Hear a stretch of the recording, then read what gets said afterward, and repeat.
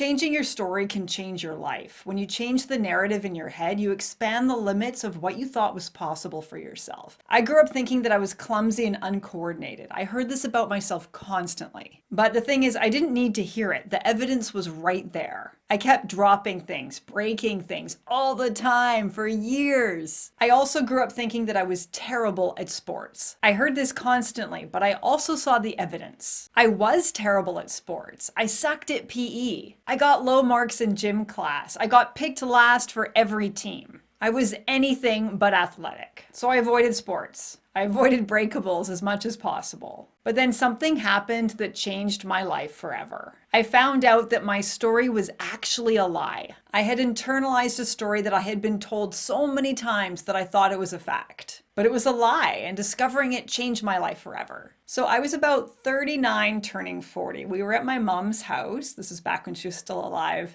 And we had a family gathering, okay? And my youngest was about 3, I think, and she was drawing and writing on a piece of paper. And my mother-in-law at the time was watching her and suddenly said, "Oh, hey, your kid, she's left-handed." And we said, "Yeah, we know, we're aware." She said, "Oh, well, that's kind of weird because no one's left-handed in either family." And I said, "Yeah, well, it's just one of those things, right?" And then all of a sudden, my sweet mother piped up and said, "Oh, Sabrina, don't you remember? You used to be left-handed."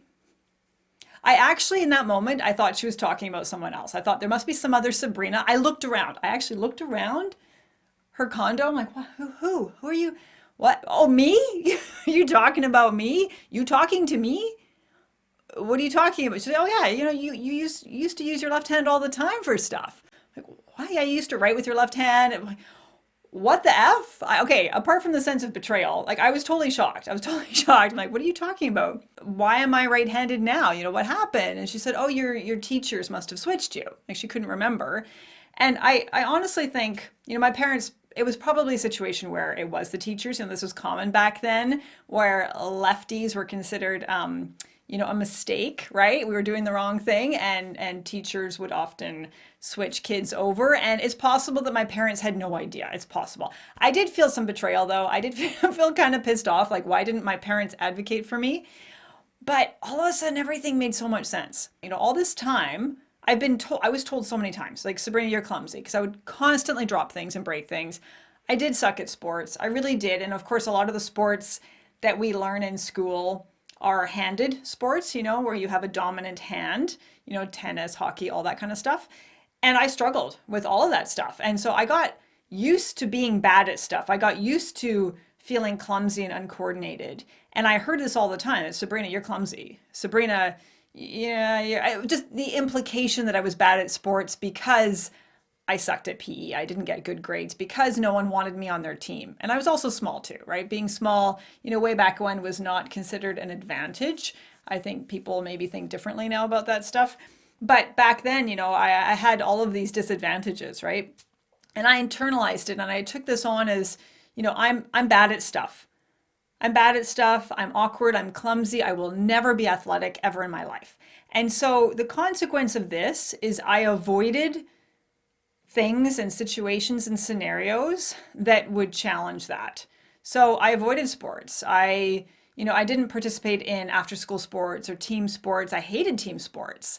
And a lot of it was that feeling of inadequacy, right? Feeling like I'm a fuck up and no one wants me on their team because I'm bad at it. I mean, of course, like I wouldn't want someone on my team if they were bad at it. I mean, well, maybe. I mean, now I think differently about that stuff. But at the time as a kid, I'd probably feel the same way, and I'd be dropping things. I'd probably drop the ball or like literally and figuratively.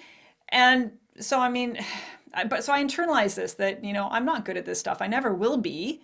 And I grew up in doing, we were an active family, but we did more solitary type stuff like skiing and hiking where you don't have to have a dominant hand to be good at it, right? Or hand dominance doesn't factor into it. And so I always felt fine as a kid until I started school. And it's once I started school and got switched with the handedness and started participating in team sports and realizing I sucked at this, that's when I felt like, okay, no, I suck. I suck at this. And I internalized that. So this became my narrative that shaped my whole life. And karate was the first time ever that I tried sports as an adult. It's the first time. And, whether you practice sport or traditional karate, I mean, I don't want to have that argument or debate now about the merits of either, but I competed in karate. So yes, it's a sport. It's a sport for me. And it's an art as well, but that was my first time that I even considered it. And that happened, I started karate probably a couple years after discovering that I was left-handed. If I hadn't discovered that about myself, that was the reason why I struggled with coordination, and just to pause here, I started paying attention to how I actually do things, and I realized I use my left hand a lot. I write with my right hand, any kind of sports stuff, hockey type stuff where you're using a dominant hand. I use my right hand because that's what I'm used to, but I'm not good at it. And when I switch to my left hand, trying ping pong or anything like that, even without the training and the practice, even with having a weaker left arm now, my accuracy is already so much better than my right hand. Okay? So, but a lot of things I do with my left hand. So I'll open doors with my left hand. I open jars with my left hand. I wear my purse across my shoulder. And I didn't even realize I do this. I take it off with my right hand and I pass it to my left before I hang it up. So I'm always using my left hand. It's always wanting that part of me, who I am is I'm left-handed. It's trying to come out, right? But I was trained to use my right hand. But yeah, my left hand is more accurate, 100%. So if I had known that way back when, I mean, it could have changed everything. But I know it now. And now that I realize that, it opened everything up to me. It opened up all these other possibilities where I never would have considered trying karate if I still was stuck in this narrative of I'm bad at sports, I'm unathletic, I'm uncoordinated, I'm clumsy. It shifted my perspective completely about what I realized is possible for me. And that's not to say that I would be good at any sport. I really doubt that. That's not to say that if I use my left hand, I would become, some great hockey player. Like that. I don't believe that. But it was this limitation that I put on myself, that I internalized, that I heard from other people. I saw evidence of that. No, I will never be good at anything, in a sports related context. I will never be good at any of that. So I avoided it. I avoided team sports, and I always thought, team sports suck, And I never realized how awesome it is to be part of a team, because I avoided all that because of all my negative experiences when I was younger, right? And feeling, like I was bad at it and inadequate and all that. So I started karate after having that liberating experience of realizing, no, this was a story that I had heard and I believed was true. I was raised to be someone I'm not. I was raised to be a right-handed person, and I'm not. I'm not. And when I was able to shake that off and go, okay, now, I still, I'm not practiced at that stuff. My left arm isn't strong enough to switch over completely, but just knowing that no, I'm not necessarily a clumsy person. Maybe I still am, but I'm not necessarily bad at sports. Doesn't mean I'm going to be good at any sport, but it opened up the limits for me, right? Of what I'm willing to try. So then I tried karate, going into it, realizing, okay, I might not be bad at sports. Maybe I am though. But now I'm willing to try something because I don't have that limitation on myself. I don't believe that story anymore that I was told over and over and over again and that I took on as fact. I don't believe it. Now I know that it was wrong. It was based on a lie. It was based on being forced to be someone that I'm not. And it's unfortunate that I had to have that experience, to find out that I was left-handed. And people go through this without having had that, right? Like where, they weren't converted to use the wrong hand, but they're told all these things about themselves that isn't accurate. They're told you're shy or you're bad at stuff or whatever it is. And they internalize that and say, well, that story is real. That story is true. And the consequence of that is when we believe that story, we engage in behaviors and we participate in situations and scenarios that support that story, and we avoid things that challenge that story, right? So I stayed away from sports. I stopped picking up breakable objects too much, right? There's a period of time when I was a kid, my mom refused to let me use glass drinking cups. I wasn't allowed to use glass. There was a collection of plastic that was dedicated just for me. It was the Sabrina shelf. There's your cups. They're close to the floor, so you can't possibly break them if they fall. Seriously, yeah, that was a thing. I was the clumsy kid. Yeah, I'm still clumsy, by the way, but I have to, when I switch to left hand, I'm so much more coordinated, but I have to remind myself to do that, right? And retrain my brain. But so then I started karate and realizing, okay, the story isn't true. I can try something that challenges that story. And I actually discovered that I have some natural ability in martial arts. I'm actually good at this stuff. And I think a big part of it is it's not handed, it doesn't matter. And it's funny because I've met a lot of lefties in martial arts. And maybe that's why. It's because, you don't have to be one or the other. It doesn't make a difference what your dominant hand is. You have to learn those techniques on both sides of the body anyway. And it helps balance you out, right? And helps you feel stronger.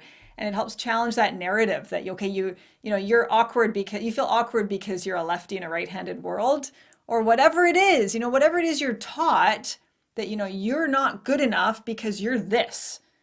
And then you believe that because that's what you hear, right? We internalize those stories that we hear from parents, from friends, from teachers, from whatever. And often it's well-intentioned and often it's not, right? But we internalize all that. So yeah, I never would have tried karate. I never would have considered trying martial arts if I hadn't had that awakening, that realization, right? And suddenly realizing that these stories that we believe so strongly to be true, they might be based on lies. They might be based on, other people's opinions, right? Other people's biases. And so even though, yeah, I had that luxury of, getting that information from my mom that actually, I am left-handed and, oh, okay, now everything makes sense. I can use that knowledge to help me challenge other stories that are in my head. Other stories that, oh, I'm lazy, or I'm a failure, I'm a fuck up, I can't handle things, whatever it is, that story comes from somewhere. And chances are it didn't come from us. It came from outside of us. When we're kids, kids are pretty positive. We're born into this world feeling excited and curious and wanting to try things. And then we hear these stories from other people and we take that on as who we are. Like I also grew up hearing, you're shy, Sabrina's shy. Oh, Sabrina's shy. Oh, Sabrina's shy. And it turns out I'm actually not. I'm quiet. I can be very quiet. I'm an introvert. I get my energy from being by myself or being in small groups of people. I get overwhelmed when I'm in huge crowds for too long, but I do sometimes, I really like that energy too, of being around a lot of people. It depends, but so I'm social, but I am an introvert. I am quiet too. I'm not shy though. I mean, look at me, right? I'm not shy, but I heard that so often that I thought it was true, right? So I never even considered starting a YouTube channel, doing anything that involved public speaking. I avoided all of that stuff. And then my anxiety around those activities got bigger and bigger and bigger. I believed the narrative that I'm shy. I avoided the things that would, challenge that narrative. But then once I had to do those things, like in university, doing more speeches and that kind of thing in university classes, I realized actually, no, like I get nervous, but I'm not shy.